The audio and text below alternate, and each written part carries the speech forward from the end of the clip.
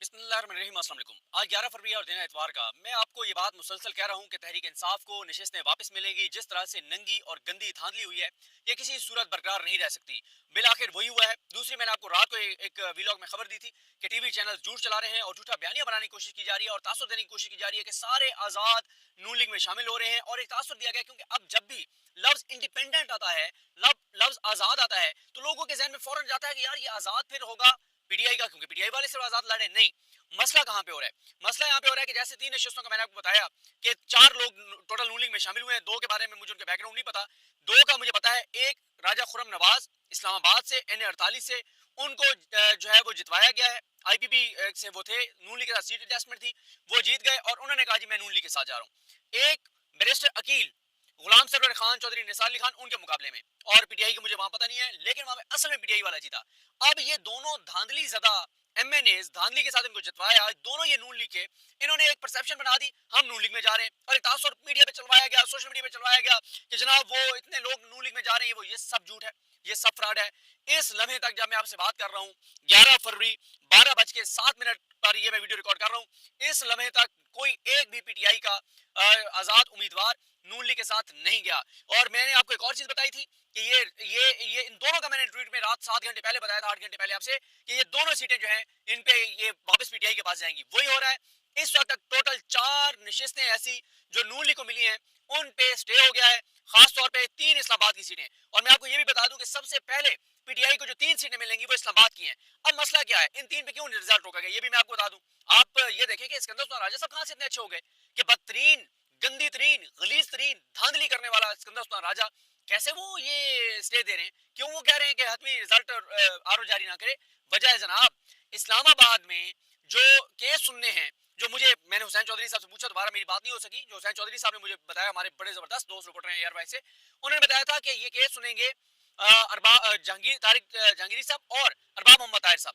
अरबाब मोहम्मद ताहिर साहब वो जज हैं जिनके 2 फैसले आपको कम से कम याद होंगे। एक आपको फैसला याद होगा, ये वो जज हैं जिन्होंने 30 दिसंबर को आई थिंक या 30 दिसंबर को फैसला दिया था कि कल जो है वो बल्दियाती इंतखाबात करवाएं इस्लामाबाद में। और फिर क्या हुआ था, इंतखाबात ना करवाए गए, लेकिन वो केस लगाया आमिर फारूक साहब ने अपने पास और दोरनी बेंच बनाया था। करते कराते वो अब पता नहीं 2 साल मेरे ख्याल गुजर गए हैं और आज तक वो बल्दियाती इंतखाबात नहीं हो सके। इन्होंने बहुत बड़ा फैसला दिया था।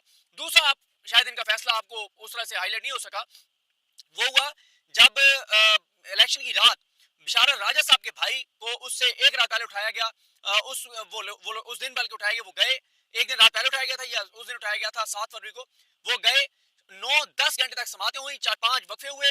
उन्होंने कहा आज आप बंदा पेश करेंगे, जो मर्जी हो जाए आप बंदा पेश करेंगे, वरना आपको पता है मैं क्या करूंगा, मैं किस तरह ऑर्डर करूंगा। एक जज खड़ा हो जाए ना, एक जज पूरी अदलिया की इज्जत बहाल कर देता है। एक जज खड़ा हो जाए पूरे निजाम को घुटने टेकने पर मजबूर कर देता है। फिर क्या हुआ, इस पिंडी पुलिस बिशारत राजा साहब के भाई को इस्लामाबाद पुलिस के हवाले करके बाहर से भाग गई। वो अंदर जाय साहब के सामने नहीं गए, उन्हें पता था हमारे साथ क्या होने। एक जज बिशारत ये जो है अरबाब मोहम्मद ताहिर साहब, वो डट गए थे। बिशारत राजा साहब के भाई को छोड़ना पड़ा था, जो अगवाकार है उनको छोड़ना पड़ा था। एक जज खड़ा हो जाए ना तो इस मुल्क के अंदर पता नहीं क्या से क्या हो जाए। अब जो आज हुआ है वो इस्लामाबाद के तीनों हल्कों में रिजल्ट रोक दिया है। वजह यही है कि अगर इलेक्शन कमीशन ये नहीं करेगा, हाईकोर्ट ये कर देगी, होने ही होने हैं ये नशिस्तें वापस। तहरीक इंसाफ को होनी ही होनी है, जो मर्जी हो जाए, तहरीक इंसाफ को नशिस्तें वापस होनी है। कोई कुछ कर ले, ये नशिस्तें पीटीआई से नहीं रुक सकती। टोटल नशिस्तें मैं आपको बता देता हूँ। एक नशिस्त पे पहले रोका हुआ हाईकोर्ट ने, लाहौर हाई कोर्ट ने। अब वहां भी आप देखें कि यार अली बाकर नशवी साहब ने ये कर दिया। भाई अली बाकर नशवी साहब ने करना ही था, क्यों? जिस तरह से ओन चौधरी को जितवाया गया, और गो के मुझे अभी भी होप नहीं है कोई अली बाकर नकवी साहब से। मैं आपको अपना फेयर ओपिनियन दे रहा हूँ कि अल्टीमेट फैसला को बहुत बड़ा आएगा जिस तरह का माहौल और चीजें चल रही हैं। लेकिन बहरहाल उन्होंने एक बड़ा फैसला दिया तो है। उन्होंने जो है स्टे कर दिया है। उन्होंने कहा रिजल्ट अनाउंस नहीं हो सके, वो रोक दिया उन्होंने उस पर अमल दरामद, जो आरओ ने अनाउंस किया कि जनाब ओन चौधरी साहब जो है वो जीत गए हैं, तो उसको रोक दिया अली बाकर नकवी साहब ने। वहां पे भी समीर खोसा साहब और अबू सलमान याजी साहब जो हैं वो पेश हुए। अब जनाब सूरत हाल ये है, टोटल 4 ऐसी नशिस्तें जिन पे नून लीग जीती है। ओन चौधरी वाली, ये जहां से राजा खुरम नवाज जीते हैं, जहां से तारिक फजल चौधरी जीते हैं, जहां से अंजुम अकील खान साहब जीते हैं, इन चारों नशिस्तों पर स्टे हो गया है। 3 पे इलेक्शन कमीशन ने रोका है, एक पे लाहौर हाई कोर्ट ने रोका है कि यहाँ पे आप जो है वो रिजल्ट अनाउंस नहीं कर सकते। ये हुआ है जनाब। तो ये पीटीआई को टोटल, जो मेरी कैलकुलेशन है, टोटल 47 सीटें पीटीआई के पास वापस आनी है। पिंडी डिवीजन की सारी सीटें पीटीआई से जो छीनी गई हैं वापस आनी है। बिशारा राजा साहब की भी, शहरियार रियाज साहब की भी, सिमाबिया ताहिर साहबा की भी, इधर ये मेजर ताहिर सादिक साहब वगैरह की जो फैमिली और उनके सारे हैं हल्के हैं वो वापस आने हैं। इसी तरह से अयाज अमीर साहब की वापस आनी है। ये चकवाल तलाकांग में जितनी सीटें छीनी गई हैं ये सारी वापस आनी है, ये सब वापस आनी है। और लाहौर में जो सीटें छीनी गई सब वापस आनी है। टोटल 47 सीटें हैं मुल्क भर से कौमी असम्बली की जो तहरीक इंसाफ के पास वापस आनी है। मियां साहब गियो, मियां साहब का चैप्टर क्लोज है। इस वक्त ये जो धांधली बदतरीन पाकिस्तान की तारीख की हुई है इसमें नहीं हो सकता। एक दो और डेवलपमेंट्स हैं इलेक्शन कमीशन के हवाले से ये भी बता दूं कि मियां नवाज शरीफ साहब जो हैं वो जिस नशिस्त से हारे हैं उधर मानसेरा उसमें भी नताइज रोक दिया, उसमें कोई मसला नहीं। वो बड़ी तगड़ी सीट पीटीआई जीती है, वो पीटीआई की ही सीट है, लेकिन जाहिर है उसमें भी धांधली करने की कोशिश की जा रही है, लेकिन वो तगड़ी सीट है पीटीआई वो सीट जो है वो कर लेगी। और यहाँ पे जो है वो क्रेडिट देना चाहिए जो ये हैं अली बुखारी साहब के वकील जो NA48 से फैसल फरीद साहब, फैसल चौधरी साहब, क्रेडिट उनको भी जाता है। जितनी मेरी रात एक दोस्त से बात हो रही थी उसने मुझे कहा कि यार मैंने वो पिटीशन पढ़ी है जो फैसल चौधरी साहब ने तैयार की है। उसने कहा जो मर्जी हो जाए ये नहीं हो सकता कि आप इसको अली बुखारी के मामले में जो है वो रिजल्ट रुके नहीं और वापस इसको जिताया ना जाए। तो फैसल फरीद साहब के लिए, फैसल चौधरी एडवोकेट साहब के लिए एप्रिसिएशन, और उन्होंने जिस तरह से दलाइल और ये सारी चीजें। अच्छा उसके बाद आ जाए जनाब, आज जो कुछ हुआ है, आज मैं चाह रहा हूँ कि इलेक्शन कमीशन की सारी आपको डेवलपमेंट्स बता दूं कि क्या कुछ हुआ है। आज ये अब मैंने आपको बता दिया कि NA15 मानसेरा यहाँ पे स्टे हो गया। और साथ ही कैप्टन सफदर साहब जब पहुंचे तो उनसे सहाफी ने सवाल किया कि आप इलेक्शन लड़े थे या लड़वाया गया। उन्होंने कहा कि इलेक्शन लड़ा है इसलिए तो इलेक्शन कमीशन आए हैं। सहाफी ने पूछा कि मानसेरा में नवाज शरीफ को बुलाकर हराया क्यों। कैप्टन सफदर ने कहा हम मानसेरा वाली सीट जीते हुए हैं, इलेक्शन कमीशन साबित करने आए हैं। दावे सब करते हैं, साबित करना मुश्किल होता है। 100 नशिस्तें ज्यादा होती हैं या 74 नशिस्तें। साफी ने सवाल, आजाद में कोई टोकरे वाला है कोई करेले वाला। कैप्टन सफदर, असल निशान शेर है। साफी ने सवाल किया कि NA15 के रिजल्ट चैलेंज कर दिया या करेंगे। उन्होंने कहा इलेक्शन कमीशन को बताने आए हैं कि NA15 का फॉर्म 47 गलत है। कुछ पोलिंग स्टेशन के रिजल्ट तो कल आए हैं। उसके बाद ये क्योंकि पहुंचे थे शोएब शाहीन साहब वगैरह ये सारे, और इसी तरह से जब समात हुई तो उसके बाद उन्होंने शोएब शाहीन साहब ने सारा बताया।